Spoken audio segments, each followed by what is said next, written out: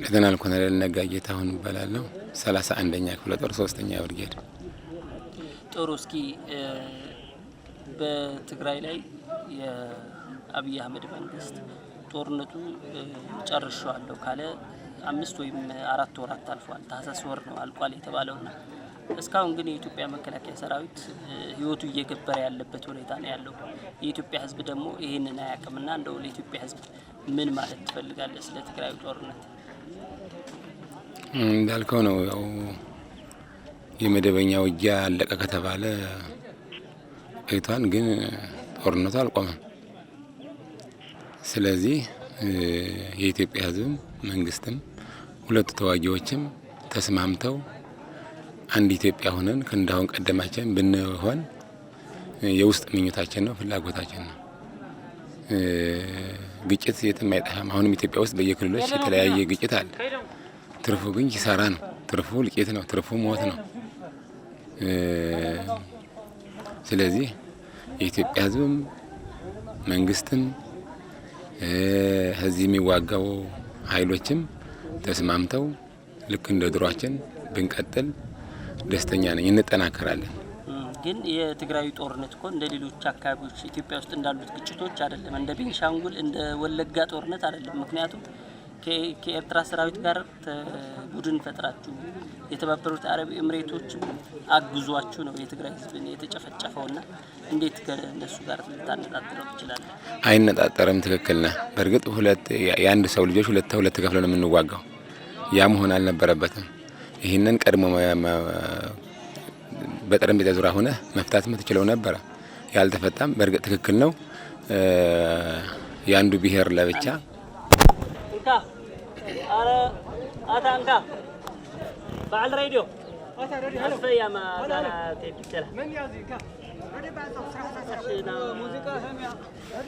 ሙዚቃ ለጋሰሚዕ አየዲ ጓደኛ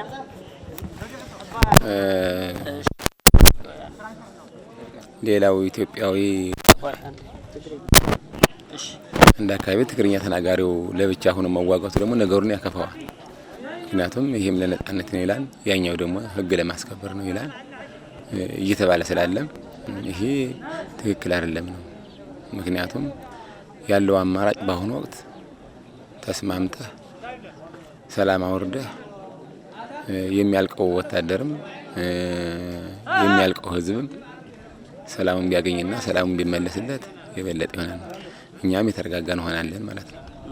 ጥሩ። አሁን በትግራይ ውስጥ እውነት አንተ በደንብ አይተሃል ትግራይ ውስጥ የሆነው ነገርና ኢትዮጵያውያን ይህንን አያውቁም። በአብይ አህመድ በሚቆጣጠራቸው ሚዲያዎች ጥሩ ነገር ነው የሚነግራቸውና ትግራይ ውስጥ ምንም ባልተፈጠረም ረሃብ የለም ምናምን እያለ ነው እየተነገረ ያለው። የኤርትራ ሰራዊት ያለውን የትግራይ ሀብት እንዳለ አሟጦ ወስዷል። የኢትዮጵያ ሰራዊት ምንም እንኳን እስከ ቅርብ ጊዜ ደህና የነበረ ቢሆንም በመጨረሻ ላይ ግን ያደረገው ነገር አይተሃል። ይቺ ከተማ በቅርብ ያለችው የጭላ ከተማ ሙሉ ለሙሉ አንድ ዷት ነው ያለፈው። ቤቶች፣ የአርሶ አደር ቤቶች፣ ገለባዎች ሲቃጠሉ የነበሩበት ሁኔታ ነው ያለው። ታችኛው አባል ወታደር ስንጠይቀው ከበላይ የተሰጠን አመራር ነው ትዕዛዝ ነው የሚለውና እንደው በዚሁ ማያይዘ እንድትመስልልኝ በትግራይ ላይ የደረሰው ምንድነው ለኢትዮጵያ ህዝብ ብትነግረው? ያው ነው ጦርነት ካለ ጦርነት በሚካሄድበት አካባቢ ማህበረሰቡ እንደሚጎዳ፣ ንብረቱ እንደሚገደልበት፣ እንደሚወሰድበት የግድ ነው። ጦርነት ራሱ እኮ እንትን ነው ይበላል እኮ ሰብአዊም ቁሳዊ ኃይሎችንም ጭምርት ነው የሚበላው። ያ በመሆኑ ማንም ደስ አይለው። ከዚያ ውጪ ግን በማቃጠል ደረጃ ግን ስለ እውነት ከሆነ ማለት ነው እኔ እንደግሌ አቃጥሉ ብሎ መመሪያ የሚሰጠኝ ሰው የለም። አቃጥሉ ብሎ መመሪያ ሰጠኝ የለም። እኔም አቃጥሉ ብዬ መመሪያ ሰጥቼ አላውቅም። ምክንያቱም ከብት ብትገላ አንተ ከብቱ አይዋጋህም። የከብቱን መኖ ብታቃጥለው ያ ገለባ ላንተ ተቃራኒ እንትን የሚልህ አይደለም። ስለዚህ አንዳንድ ግለሰብ ከመሀል አይጠፋምና ወይ ደግሞ ከባድ መሳሪያው አብረው ጥይት ሲተኮስ አብረው ጭምርት የሚያቃጥለው አለ። በተጨማሪ የሚያም ውድመት ይደርሳል እንጂ እኔ ህዝቡ እጅግ በጣም እንደተሰቃየና መቼ ነው የሚበቃው? ምን አለስ ቢበቃን? እንግዲህ የትግራይ ህዝብ እኮ ትልቅ መስዋዕትነት እንደከፈለ የኢትዮጵያ ህዝብ ትልቅ መስዋዕትነት እንደከፈለ ይታወቃል። እኔም እኮ እንደግሌ በኢትዮ ኤርትራ ጦርነት ያው ሀገር ስለተወረረች ነው እዚህ ነው ያለ ነው።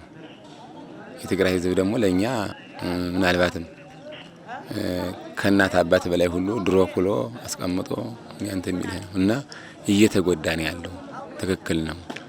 በቃ በጥቅሉ ጦርነት ለኢትዮጵያ የሚገባት አይደለም። በምንም ይነሳ በምንም። አሁን አንዳንድ ውሸቶች አሉ። እነሱን ለኢትዮጵያ ህዝብ መስማት አለበት ብዬ አስባለሁ። አንተ በአንተ አንደበት ልታረጋግጠው። አንተ የአማራ ክልል ተወላጅ ነህ። የአማራ ክልል ተወላጆችን ህወሓት ለይቶ ይገላል ወይም ደግሞ የትግራይ ህዝብ ይገላል የሚል በጣም አደገኛ የሆነ ትርክት እየተነገረው ነው። አሁን ምናልባት ለወደፊትም አብረን እንዳንኖር እንኳን የሚያደርግ ማለት ነውና እንደው የአማራ ተወላጅ በመሆንህ ምን የተለየ ነገር ደረሰ ወይም በአማራ ተወላጆች ላይ የተለየ ነገር ሲደርስ አይተሃል ወይ? ያው እኔ በሚዲያ ነው የምሰማው። በነገራችን ላይ ከጥቅምት ጊዜ ወደዚህ ጀምሮ ሚዲያ እና የምኛ ሁሌ ሩጫ ነው። ስለዚህ ሲነገር ሲወራ ትሰማለህ። በተጨባጭ ምንድነው የሚለው ነገር ግን አላየሁትም። ምናልባት ያ የጅምላ ጨፍጨፋ አለ ወይ የለም? እንግዲህ ምን ትላለህ? አሁን አብሮ አደጎች ነን። የተዋለደ ህዝብ ነው። ነገም የሚቀጥል ነው። ፖለቲካ የወለደው ችግር ነው እንደዚህ የፈጠረብን ያለ ነው እንጂ እኔ ሲጨፈጨፍ በእኔ በብረቱ አላየሁም። እንዲያውም እኔ የነበርኩት እዚህ ባድመ አካባቢ ነው። ማታ አማርኛ ተናጋሪ እስከዛሬ ድረስ አለ። ስለዚህ ያላየሁትን ነገር አይቻለሁ ብዬ ልነግርህ አልችልም። በወሬ ግን በሰው እሰማለሁ። ያንተ ካየው አንተ እኔ ካየሁትማ ሽራሮ ላይ እኮ ማታ አማርኛ ተናጋሪ አለ። ባድመ አካባቢ ከኛ ጋር አይ ስትማረኩ ከአማራ ከተማረከ ህወሓት ይገዳል የሚል ወሬ ስላለ እኮ ያ የፖለቲካ እንትን እኮ ነው። በቃ አለ አይደለም የራስ ፍጆታ ነው እንጂ አሁን ካሁን ቀደም የተማረከ አማራ የለም ማለት አይደለም። የተያዘ አማራ የለም ማለት አይደለም። አለ ተይዞ ሲገደል ማውቀው ነገር የለኝም።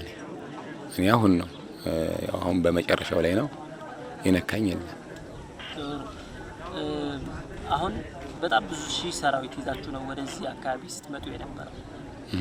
ያው ብዙ መኪኖችም ነበሯችሁ፣ ብዙ መድፍም ነበርና እንደው በትግራይ ህዝብ በትግራይ ሰራዊት እንደዚህ አይነት ሽንፈት እንደዚህ አይነት የመበታተን እጣ ይደርሰናል ብላችሁ አስባችሁ?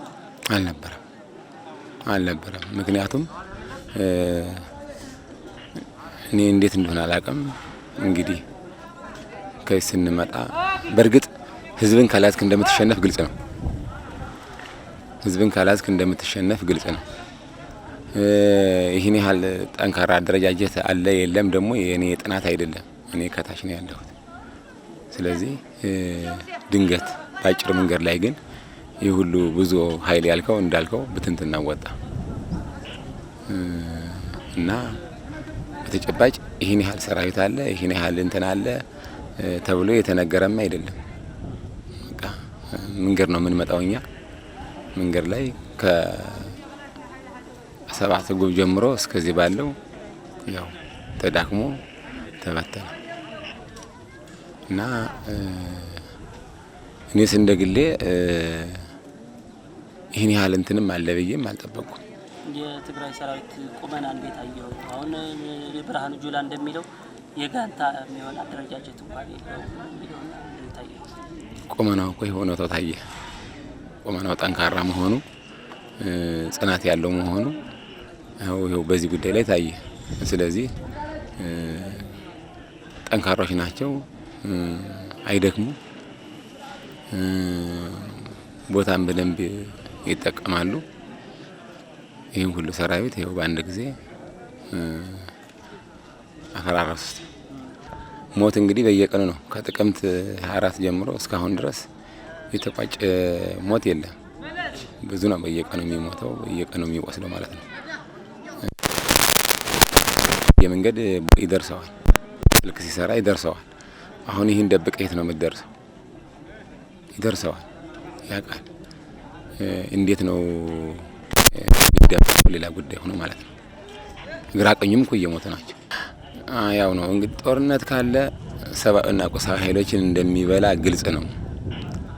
ሰራዊቱ ውስጥ አይሞትም ማለት አይደለም። ብረት ለበስ አይደለም፣ ይሞታል በየቀኑ በየቀኑ ይቆስላል፣ በየቀኑ ይሞታል።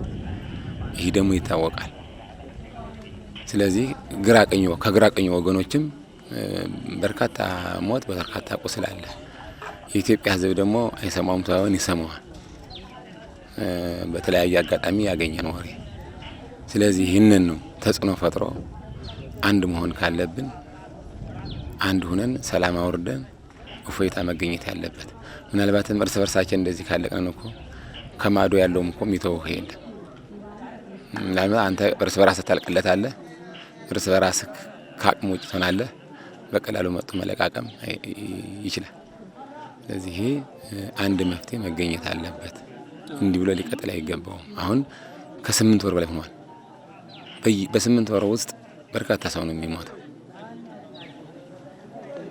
ይህ ነው እውነት ለመናገር የኢትዮጵያ መከላከያ ሰራዊት አሁን አለ ወይ እስከሚባል ድረስ የደረሰበት ሁኔታ ነው ያለው። በእርግጥ በትግራይ በኩልም አልሞተም ማለት ሳይሆን በጣም ብዙ ወጣቶች እንደውም በእድሜ ገና ያልበሱ ለጋ ወጣቶች እንደሞቱ እናውቃለን። እኛም እናንተ ውስጥም አሁን ያሉ ክፍለ ጦሮች እዚህ ወደ 4 ከግማሽ አካባቢ ክፍለ ጦር ነው የተደመሰሰው። በሌላ አካባቢም እንደዚሁና እንደው በመጨረሻ ሀገሪቱ ያለ መከላከያ ልትቀር ነው ወይ የሚል አይነት ስጋትም የተጫረበት ሁኔታ እንዳለ እናውቃለን። ዝም ብዬ ነው የምነግርህ። ለማንኛውም ለእንትን አይደለም። ግን በመጨረሻ እንዴት ነው የተማረከው? አንተ ኮሎኔል ነህ። ብዙ ጊዜ ራቅ ተብሎ ነው የሚገመቱት ያው ተብሎ ስለሚታሰብ ነው ብዙ ጊዜ ሲማረኩ አይታይምና እንዴት እንደተማረክ በምን ሁኔታ እንደተማረክ እንዴት ማን የማረከ የሚሉ ነገሮች። እሺ በመጀመሪያ አንድ ያልካት ትክክለኛ ነገር በዚህ ከቀጠለ መከላከያ ማቆሙ አይቀርም። አሁን እዚህ ያለው እንዳልከው እዚህ አካባቢ የመጣው ጦር ክፍለ ጦሮች አሁን ሙሉ በሙሉ አሉ ወይ የሉም ግልጽ ነው። የሉም ማለት ትችላለህ። ከዚህ በኋላ የሚቀር ስንት አለ አላውቅም። ስለኔ ጉዳይ ደግሞ እኔ ሩቅ አልቀመጥም፣ ሩቅ አንቀመጥም። ይሄ ሩቅ ይቀመጣል የሚባል አብረን ነው ከቅርብ ያለ ነው አብረን ነው እኩል የሚያርፍብን። ከዛ በኋላ እዚህ ጥጉ ከተማው ጥግ ስንደርስ ያው ከተበታተነ ከአቅም ውጭ ሆነ። በቃ ከዚህ በኋላ ያለ አማራጭ ምንድነው? እንደ ግል ያደረኩትኝ ብዬ ወደዚህ መጣሁ። በቃ ቤተ እምነት ወይም ቤተ ክርስቲያን አካባቢ ቁጭ አልኩ። ከዚያ ልጆቹ መጡ። ነው እዚህ ያለው አልኳቸው። ይዘውኝ ምክንያቱም የት ሄዳለሁ? እዚያ በኋላ መሄጃ የለም። ሲመጡ ሰጣኋቸው። ይዘው ይመጡ። ምንም አላደረጉኝም። እኔ ኮሎኔል ነኝ። ቢያንስ ህዝብ እንትንም ይመራል እሱ ነው ያስጨፈጨፈን ብለው ያስባሉ ብለህ አልሰጋህም? ይገሉኛል ማለት ብዙ ስጋት አልነበረኝም። ነገር ግን ልክ እንዴት ሊኖር ስለሚችል ይሆናል። ግን አጋጣሚ የሚያውቁ ልጆች አብረን ድሮ የምንታገል የነበረ እነሱ ነበሩ። ስለሚያውቁኝ ስለኔ በቃ ማንም የነካኝ የለም። እንደዚህ አድርጋህን ብሎም የጠየቀኝም የለም። በቃ ነገርኳቸው። መጡ ጥሩ ብለው ይዘው ይመጡ ወደዚህ። መልካም። የትግራይ ህዝብ በጣም ብዙ በደል ደርሶበታል። በጣም ብዙ ግፍ ተፈጽሞበታል። በተለይም በኤርትራ ሰራዊት አሁን እናንተ አይነት ልብስ በለበሱ ሴቶቹ ተደፍረዋል።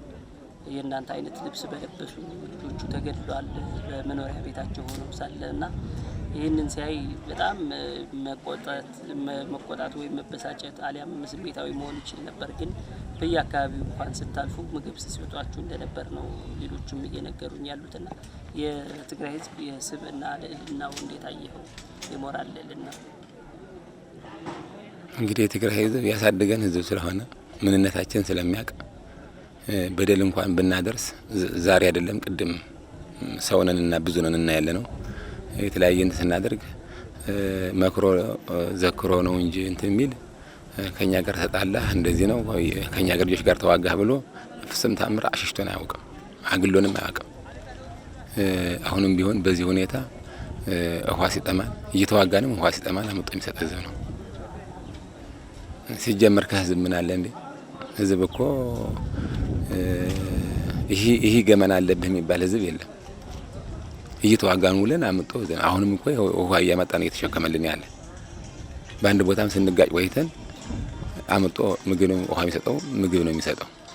ስለዚህ እኔ የትግራይ ህዝብ በደንብ አድርጌ ጠንቅቄ ስለማውቀው ለብዙ አመት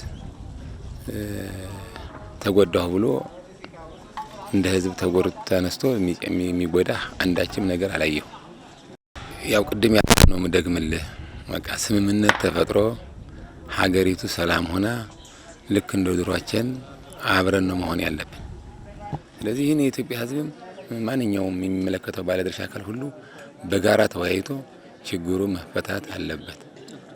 ለብዙ አመት ለፍተህ ማረፍ ሲገባህ ለብዙ አመት ለፍተህ እንደገና ወደ ሌላ በደል መግባት እጅግ በጣም ያሳዝናል።